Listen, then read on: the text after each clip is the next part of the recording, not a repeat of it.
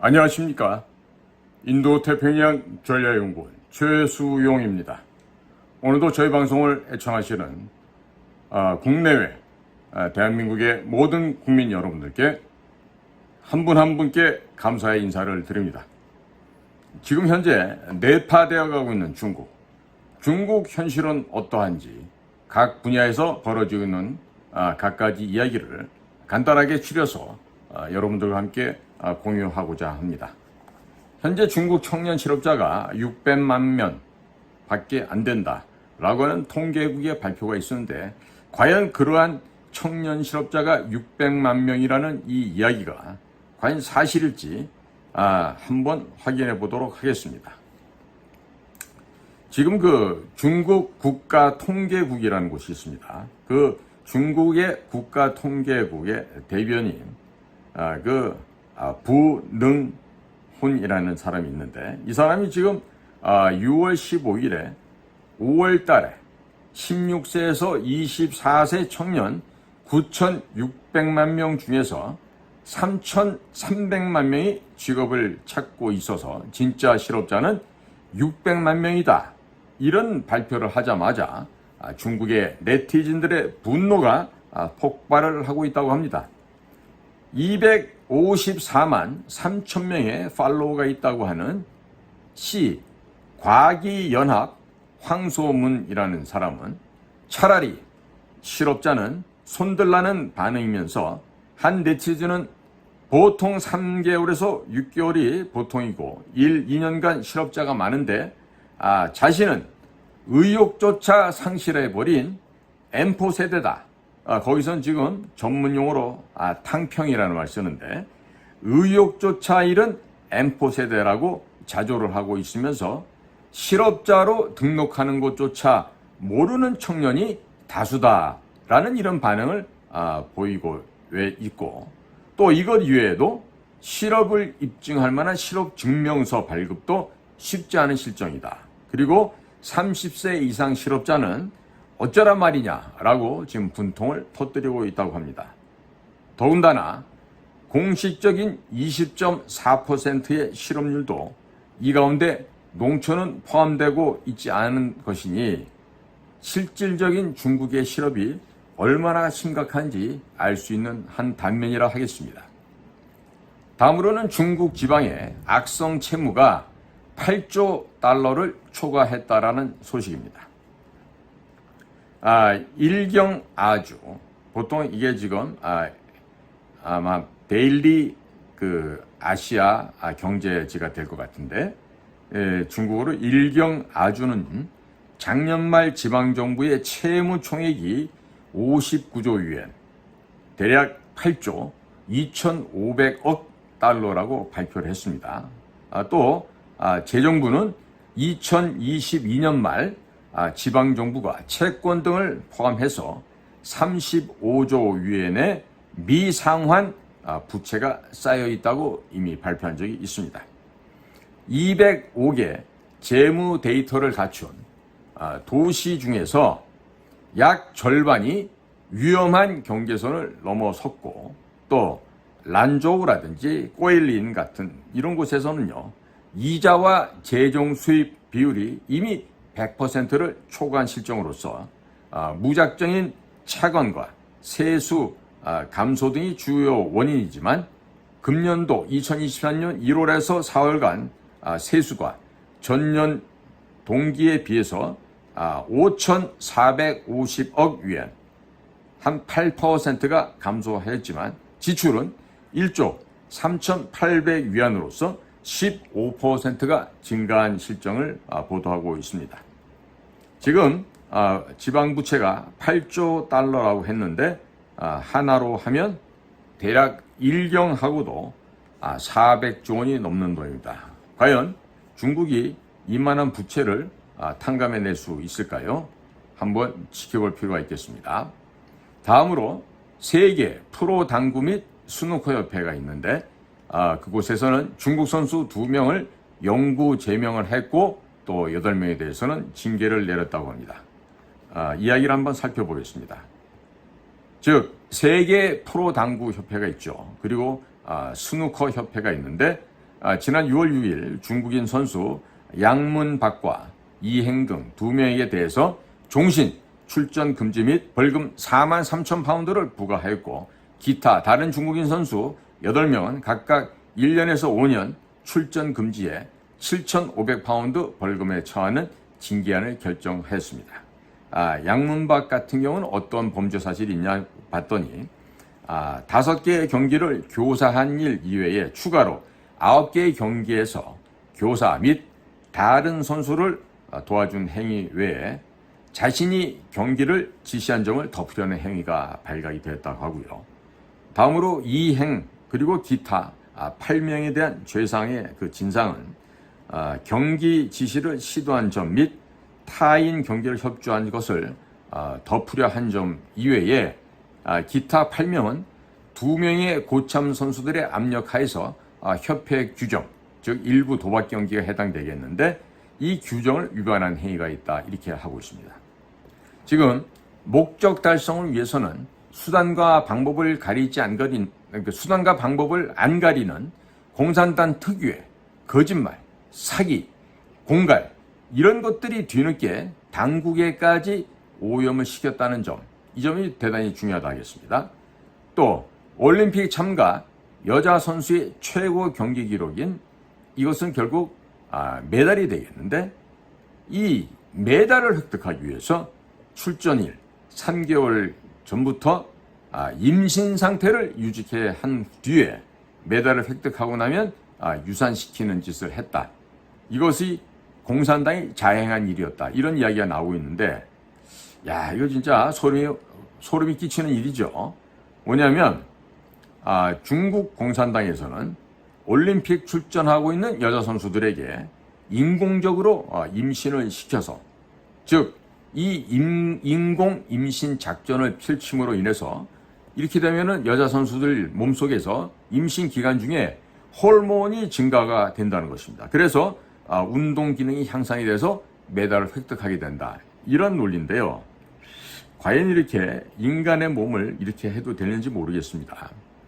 이것은요, 전 중공 국가체육부대에서 의사로 활동을 했었던 설음란이라고 하는 여자 의사가 있었는데, 이 여자 의사가 출국 때 휴대했던 68권의 업무 일지를 아들인 양위동이 정리해서 발표한 중국어 도핀이라고 하는 저서에서 중국은 올림픽 정신에 위배되는 엄청난 일을 저질렀다고 지금 아시아 경제에서 지금 보도를 하고 있습니다. 그래서 이 저서에 따르면요, 중국 선수들이 1978년부터 금지약을 복용하기 시작했고, 금지약 복용보다도 더 사악했던 일은 여러 차례 세계 탁구 시합에서 금메달을 획득했던 여자 선수들에게 1995년 시합 전에 인공수정으로 임신을 시킨 뒤에 시합이 끝나고 나면 낙태를 시켰다고 하는데, 이것은 여성의 몸에서 임신을 하게 되면 호르몬이 증가해서 운동 기능이 증가하기 때문이라는 것인데, 이 결국 이 사람으로서는 할 수 없는 짓을 지금 중국 공산당에서 하고 있는 것 같습니다. 자, 다음 소식입니다. 지금 우리나라도 대학교를 가기 위해서는 대입 수능 시험이라는 걸 보듯이 중국에서는 까오카오라고 그랬는데 전국의 대입 시험을 보는데, 그 장문 시험 제목에 시진핑의 어록이 출제되었다는 참 웃기는 일이 지금 벌어지고 있습니다. 지난 6월 초 중국 대입 연합고사에서 전국에서 1291만 명이 참가해서 이 시험을 치르게 됐는데, 이 시험은 작년에 비했을 때 98만 명이 증가한 가운데 첫 시간 국어 작문을 북경, 촌진, 상해는 각각 정하도록 했지만 교육부가 직접 출제했다고 하는 제목은 800자 이상으로서 2가지의 시진핑 어록이 출제가 되었다고 합니다. 즉 시험생들의 인식과 사고 형태를 표현하라는 것으로 화제가 되고 있습니다. 한번 볼까요? 국어 작문 제목에는 다음 같은 내용이 있습니다. 첫째, 다른 사람의 등을 꺼버려도 자신에게 더 빛나는 것은 아니다. 다른 사람의 길을 막아도 자신이 더 멀리 갈 수 있는 것은 아니다. 이런 것들이 있었습니다. 그리고 이것은 지난 2023년 금년이 되겠죠. 3월 15일 날 시진핑이 북경에서 중국과 세계 정당 고위층 대화 시에서 연설했던 내용을 언급했는데 이게 지금 나온 거예요. 그래서 아주 제목이 멋있습니다. 다른 사람의 등을 꺼버려도 자신에게 더 빛나는 것은 아니지만 다른 사람의 길을 막아도 자신이 더 멀리 갈 수 있는 것은 아니다. 자, 그러면 두 번째 질문은요. 다음 같은 것입니다. 한 송이 꽃이 피었다고 봄이 온 것이 아니다. 온갖 꽃이 다 만발해야 봄이 온 것이다. 만일 세계에 한 가지 꽃만 피면 이 꽃은 아름답다 말할 수 없고 단조롭다. 이것은 지난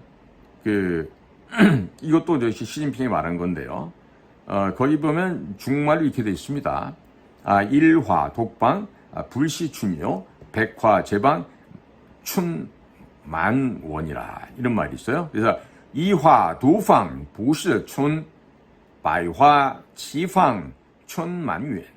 그러니까 한 송이 꽃이 피었다고 해서 봄이 온 것은 아니다. 그리고 온갖 꽃이 다 만발해야 봄이 온 것이다.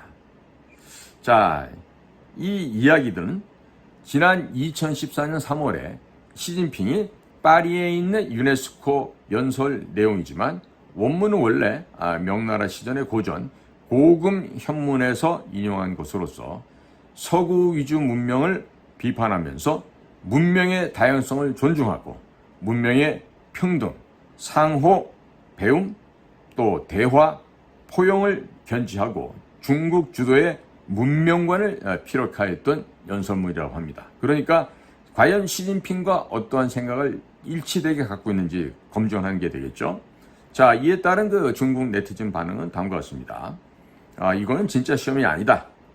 그리고 학생들에게 정치적 견해를 밝히라고 한 것은 시진핑 받들기가 현재 대학교 입학시험의 장문으로 들어오다니 이것이 무엇이겠나? 제2의 문화대혁명이 아니겠는가? 이렇게 얘기를 하면서 이제 중국도 갈 때까지 갔구나. 나도 모르겠다. 이러한 장탄식의 푸념이 온 사회에 뻗어 있다고 합니다. 자, 또 화제를 넘겨서요. 미국의 연방수사국 FBI가 파룬공을 탄압한 범륜공을 얘기합니다. 파룬공을 탄압했던 중국 공작원 화교 2명을 체포했다고 합니다. 일종의 비밀 경찰 안에서 임무를 아마 수행했던 걸 보이는데, 미국의 FBI는 중국의 특무 공작원으로 중공 불법 대리인 역할을 수행했던 2명의 화교를 캘리포니아 지역에서 체포를 했다고 합니다. 그리고 이들은 최소한 금년 1월에서 5월 사이에 미국 내에 있는 파룬공 수련자들에 대한 박해에 참여를 하였고 국세국 직원으로 위장한 FBI 요원을 $5,000로 매수를 하였다는 그런 제목이 되겠습니다. 그러니까 미국의 연방수사국에 있는 직원들을 돈으로 매수를 했다고 하니까 매우 좀 큰 죄가 되겠습니다. 자, 이들은요, 이번에 체포된 이 2명이 70살을 먹은 진군이라는 사람입니다. 천준이라는 사람하고 43세의 임봉, 린펑이라고 하는데 이들은 미국에 등록하지 않은 중국 대리인으로서 미국 공무를 취급했고 이와 같은 중국 공산당의 공작원들은 미국 내에서 뚜렷하게 활동하는 이들이 많지만 일부는 감시 요원의 그물 안에 있는 상태다. 이렇게 지금 평가가 되면서 특히 이번에 체포된 천준 같은 경우는 파룬공 집회를 방해한 인물로서 중국에서 이미 20-30년간 파룬공 탄압에 앞장선 골수급의 고위 인사라고 하였습니다. 또 다른 43세 린펑 같은 경우는 미국의 사우스 캘리포니아주의 홍콩 보호 청년 대연맹 이 단체의 주석 역할을 하면서 공산 당원으로서 파룬공과 홍콩인들에게 아주 잔악하고 극악무도했던 인물로서 2019년 9월 대연민 결성 시에 공산당의 해외 대변인 역할을 했던 자라고 합니다. 또 이번에 공개한 기소장의 증거물은 하루아침에 이루어진 것이 아닌 수년간에 수집된 것으로 다른 공작원의 경우에 있어서는 어떤 결과가 있을지 이것은 결국 공작원 활동했던 본인들이 선택할 일이다. 이렇게 이야기를 할 수가 있겠습니다. 지금 현재 매우 비정상적인 중국의 일면을 보여드렸었는데 지금 중국이요. 많은 국가 부채, 또 이 국가 부채는 중앙정부와 지방정부의 각각의 부채가 그야말로 천문학적인 숫자를 이미 돌파한 지가 오래되었습니다. 즉 속으로 골마서 내파되어서 안으로 붕괴되어 가고 있는 조짐이 지금 곳곳에도 드러나고 있죠. 이런 상황에서 우리는 과연 무슨 일을 어떻게 해야 될지 지혜로운 국제관계 속에서 명확하고 정확한 분석과 실질적인 대응 능력을 갖춰야 되지 않겠습니까? 이제 많은 국제정세의 변화가 있는데 여기서 휘둘르지 말고 현재 대한민국 정부를 이끌고 있는 윤석열 대통령 정부가 제발 일을 좀 더 잘해 주시기를 우리 또 한번 기대를 해보겠습니다. 오늘도 인도태평양 전략연구원에서 하고 있는 공작강TV 그레이트 게임을 경청해 주셔서 감사를 드립니다. 고맙습니다.